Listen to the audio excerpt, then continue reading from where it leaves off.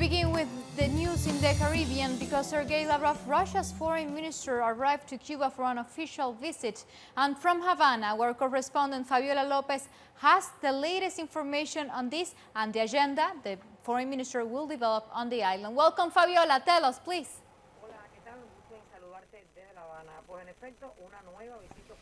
The Russian Foreign Minister, Sergei Lavrov, is on an official visit in Cuba as part of his Latin American tour, which includes Brazil and Suriname. In Brazil, he will attend a meeting of foreign ministers of the BRIC countries. But in Cuba, Lavrov is set to meet with his Cuban counterpart, Bruno Rodriguez, on Wednesday. Lavrov is also scheduled to meet with President Miguel Díaz-Canel to discuss bilateral relationships and other international and regional matters. The Russian foreign minister will also participate in the inauguration ceremony of the Statue of the Republic in the National Capitol building. The statue was recently restored with the help of Russian experts and is considered to be the world's third tallest statue inside a building. The visit showcases the strong bilateral relationship between Cuba and Russia, especially in light of latest sanctions the United States has imposed in Cuba. Thank you, Fabiola. And before his arrival, Lavrov denounced this Tuesday that the U.S. for his international law by activating Title III of the Helms-Burton Act, which reinforces the economic blockade against Cuba. This is an unacceptable attitude. These sanctions against Cuba have been applied for almost 60 years, which is at some point make them flexible and then reinforce them, Lavrov said on an interview before departing to the island. The Russian foreign minister also expressed his hope in Latin America's rejection of a U.S. aggression against Venezuela and called for dialogue in that country. And we move on from topic. United Nations has called on Israeli forces to stop with the demolition of Palestinian homes east of Jerusalem.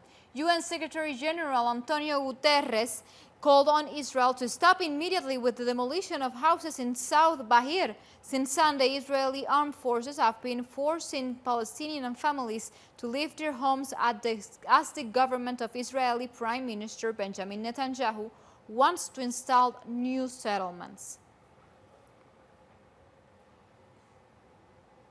In order to get more details about these demolitions, our correspondent in Cairo, in Egypt, Nayara Tardo, has the details for us. Welcome, Nayara. Please tell us. This Tuesday, the Arab League put out a statement condemning the Israeli demolition campaign against Palestinian homes in Zurba'er, on the edge of East Jerusalem. The Assistant General Secretary of the Arab League for Palestinian Affairs, Saed Abu Ali, said that this campaign is part of Israel's policy to expand the illegal Jewish settlements in Palestinian territory. The United Nations, during a meeting of the Security Council, also discussed the situation and called on Israel to halt the demolition immediately. The UN Secretary General, Antonio Guterres, gave his backing to the declarations by the UN Humanitarian Coordinator in Palestinian territories, Jamie McGoldrick, who sharply criticized the demolitions. The Israeli security forces moved into the community on Monday with mechanical diggers. They forced Palestinian families to leave their homes before placing explosives and demolishing at least 4 buildings. Thank you, Nayara. And now we move on from topic because in Venezuela, the restoration of power continues after an electromagnetic attack occurred on the country's Guayana hydroelectric power station system on Monday and left most part of the country in dark. Our correspondent in Caracas, Leonel Retamal, was walking around the city this Tuesday and has the latest information of how the country, has been recovering from this new blackout. Welcome, Leonel. Tell us, what have you been able to see? We are going around Caracas to see how people are dealing with the restoration of power. Early in the morning, another partial outage was recorded in some areas, but power was quickly restored. Little by little, the city is returning to normal, as power in Caracas is fully back. Meanwhile, some regions of the country report power is fully back, while others are still dealing with a full blackout. Nonetheless, public services are fully functional, banks are open, Despite the fact that on Monday night, the communication minister announced all work and school activities would be suspended on Tuesday. Despite this, people have been coming out to find methods of transport to go to work and continue with their daily lives. We'll continue reporting from the streets of Caracas as power gradually returns to the entire country. Thank you, Lionel. And on Monday, Venezuela's power grid suffered a new attack, as we were saying, that left a large part of the country without energy. According to the government, a new electromagnetic attack from an unknown source was the probable cause of this latest incident. To know more, we have for you the following story of how the Caracas and Venezuela have been managing to come out of this new attack. After the power went out in Venezuela at around 4 p.m. local time, contingency plans were put in place to prioritize citizens' needs. In Caracas, alternative transport was provided for everyone who usually relies on the metro. This was a political sabotage, nothing else. They're trying to sabotage our government. They want to paralyze Venezuela, but they are not going to win. As Venezuelans, we are working people, and no matter what, we will move forward. In the face of this latest attack, the authorities put into motion a new system to return power to the country as soon as possible. The system that was first developed after the previous round of attacks in the power grid back in May. The Bolivarian government has implemented protection protocols, which allow us to confirm we are in the process of restoring power and hope to finish doing so in the shortest time possible. As such, we have activated contingency plans to provide transport and water for all citizens, as well as to provide all necessary aid to hospitals and health centers. We have also deployed security forces to guarantee the peace and safety of all citizens. Power is being restored in stages across the country. As a precautionary measure, the government canceled school and work on Tuesday. So far, this is the fourth electromagnetic attack against Venezuela's power grid. Back in March, Venezuela suffered a massive blackout as most of the country went dark for 11 days in a row. Following an investigation, the government provided proof that this had been a coordinated attack on the Guri hydroelectric plant. Like that, Caracas is lighting up progressively and going with its normal life very slowly, but everything is going on as usual. So stay with us with Telesur and follow us on Twitter at Telesur English and on my account at Laura P. Telesur.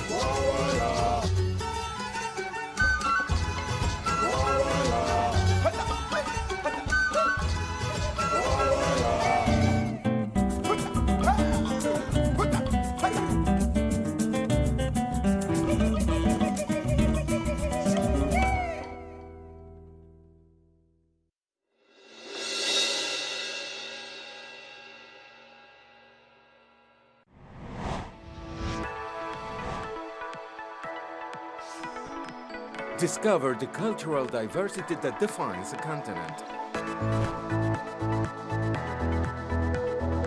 The place where art and tradition are part of the same nucleus. Artistic expressions,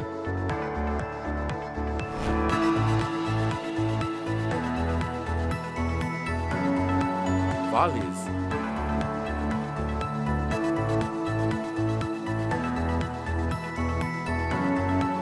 passion, and more.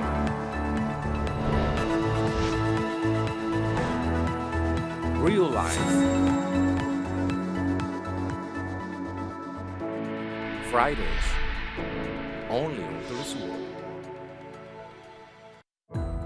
Our actions have an impact on the environment. It's our responsibility to change for the sake of our planet. Let's be part of this transition. Watch, preserve, and protect your green zone. Wednesdays, only on Telesur.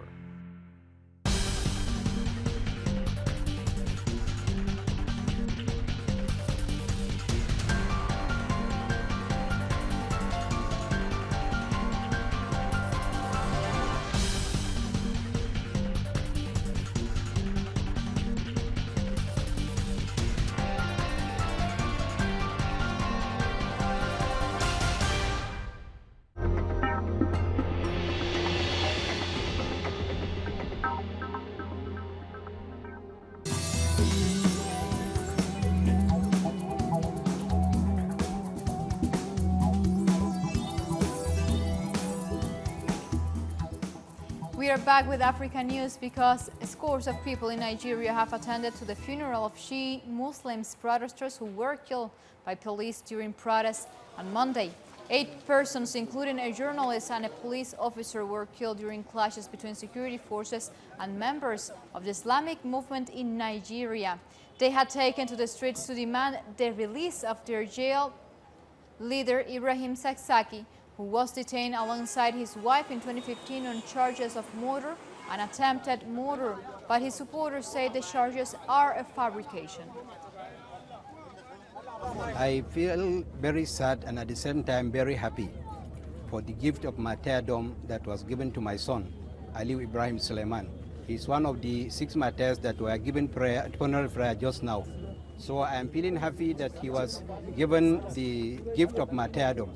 But I'm very sad that the Nigerian security, who were trained and paid to guard the citizens, they used the gun that was meant for the protection of the citizens to kill my son. And hundreds of Sudanese university students rallied in Khartoum demanding justice for fellow students killed in the month of political unrest.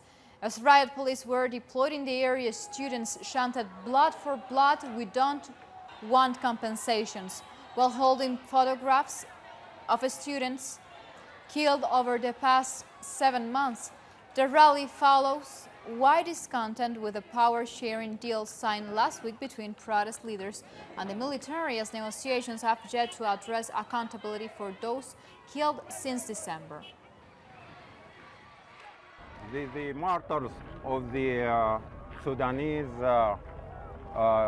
students who died, who gave their life for this country, and who were so adamant to see a change. Today, this demonstration, this process comes in their memory, and also to tell the authorities that we have missing persons, and they should be known, their whereabouts, where are they? And also this is the right of their families, to know their whereabouts. And unidentified attackers in the Democratic Republic of Congo ransacked and set fire to a health center tasked with sorting Ebola cases. This is now the 5th attack on health centers in the country. Local residents have since called for more security forces to be deployed at the Ebola treating centers. According to the World Health Organization, this violence has complicated efforts to contain what has become the 2nd deadliest Ebola virus break in history. Over 2,500 cases have been reported, with about 1,700 deaths since the outbreak began in last August 2018. We were getting a lot of sick people. This whole community was coming to get treatment here, with 20 to 25 patients a day. Let the government ensure the safety of its health workers. The authority of the state must be restored in this environment that is beyond the control of the government. And in Cameroon, hundreds of inmates staged a riot at the central prison in Yaoundé. Many detainees, largely from 2 Anglophone regions of Cameroon, say they are illegally detained and have called on the international community to intervene. Police stormed the prison and used tear gas to disperse the prisoners, injuring several. The Kondengi maximum security prison is where the vast majority of Anglophone activists from Cameroon's 3-year-long crisis are kept. Time for a second and very short break. Stay tuned.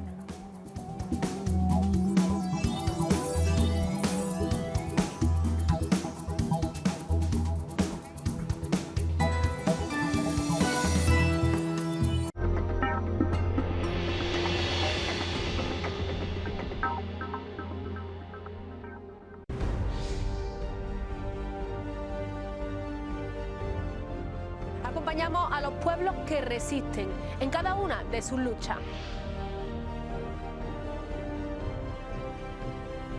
Somos esa ventana que se abre para visibilizarlos entre fronteras.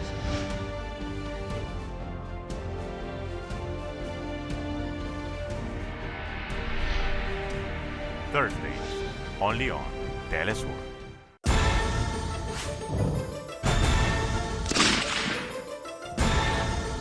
Who's moving the chessmen? What interests motivate the actors behind each event? Se despliega el tablero. Uncritical Moves investigates every event from Monday to Friday. Only on Telesur. The life is full of moments. Moments of fight. Moments of hope.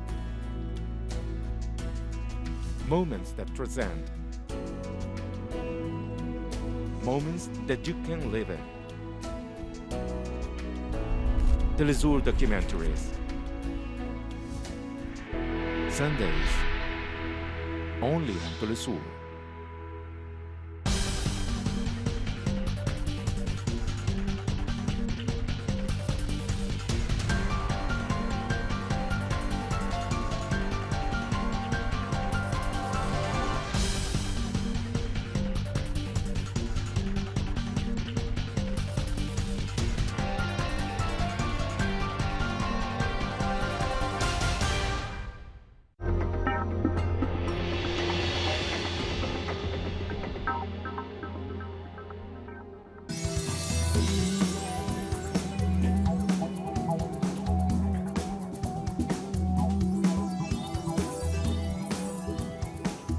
Back with the news and with world news, Boris Johnson will take the mantle of the British Prime Minister from Theresa May after winning the Conservative Party's leadership contest.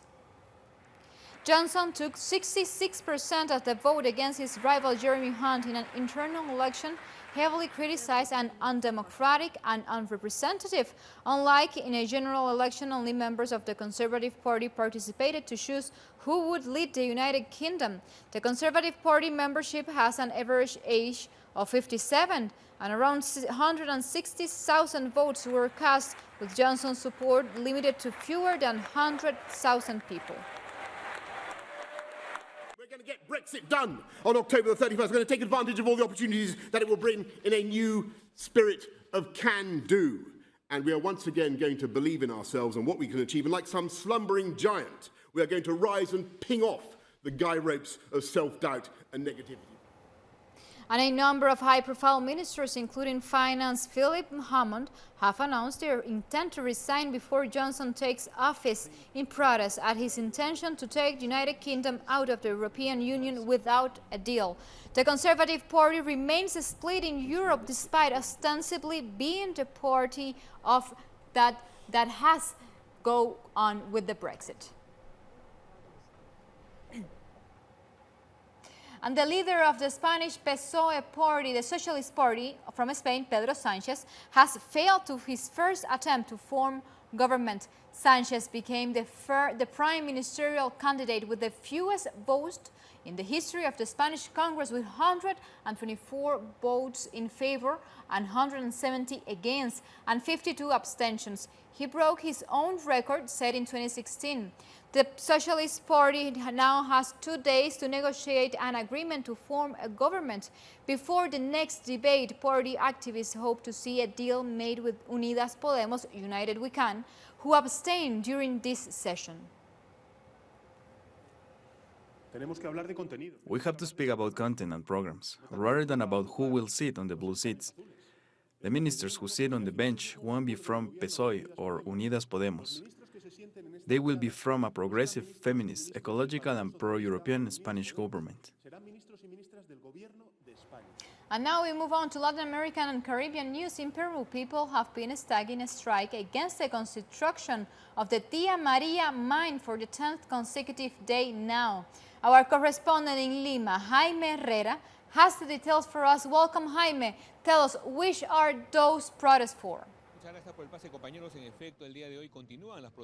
Protests continue in the Valley of Tambo in the Arequipa region. The strike against the construction of the Tia Maria mine has been going for 10 days now, and there is no end in sight.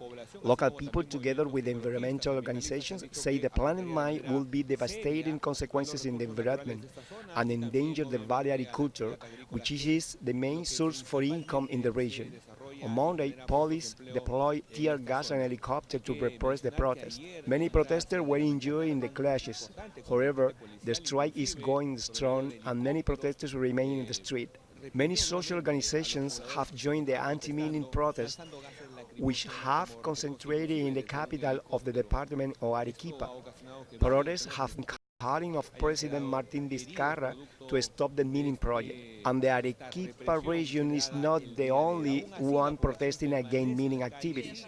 People in the region of Puno have already been holding a strike for 7 days now in protest for the Auritani mining project, which has already damaged the region's water supply and natural resources.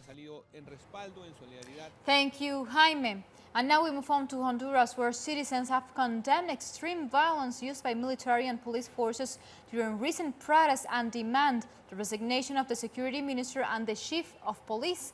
Social organizations have also denounced the damage caused by excessive use of tear gas against minors in neighborhoods and schools. To know more, we have the following story. Police and military repression and their use of tear gas against the students who joined recent protests by the health and education sectors has left many suffering from anxiety. They have already used university students as guinea pigs. We don't know what's going to happen to us. If anything, the government should be careful, because this time we are not alone. The damage goes beyond the attacks with tear gas. Experts have shown how affected minors go through various stages of stress and anxiety, which can cause a physical impact. Victims tend to relive the violent event over and over. They have nightmares, they suffer from insomnia, and develop eating disorders. They're constantly afraid that the event will happen again. Victims also suffer from mood swings, crankiness, and their performance in school decreases. These students joined protests against the privatization of schools. Since then, police and military have been constantly sent to schools to repress them violently. They throw tear gas bombs into schools, harming all students both physically and mentally. They throw tear gas bombs in the neighborhoods, inside homes, where there are also elderly and differently able people.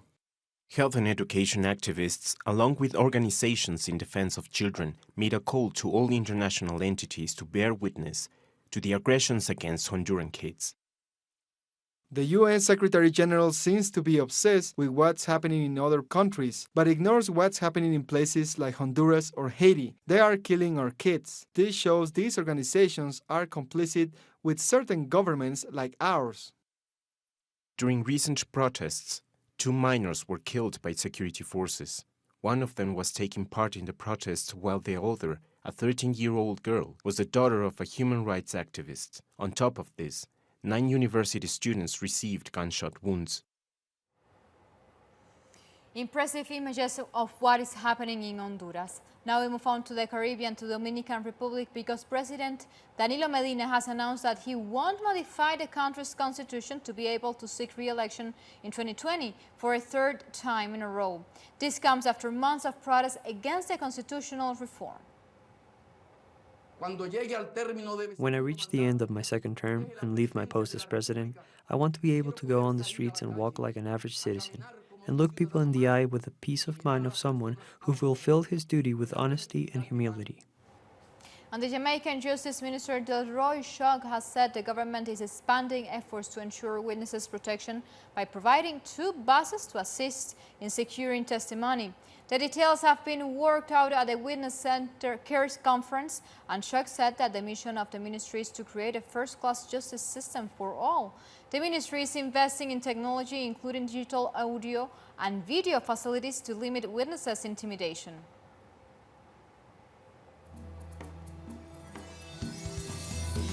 Like this, we come to the end of this brief. Remember, you can find this and much more other stories on our website, as you are seeing it, telestorenglish.net, where you can read opinion article, watch special interviews, and find so much more material that we produce especially for you.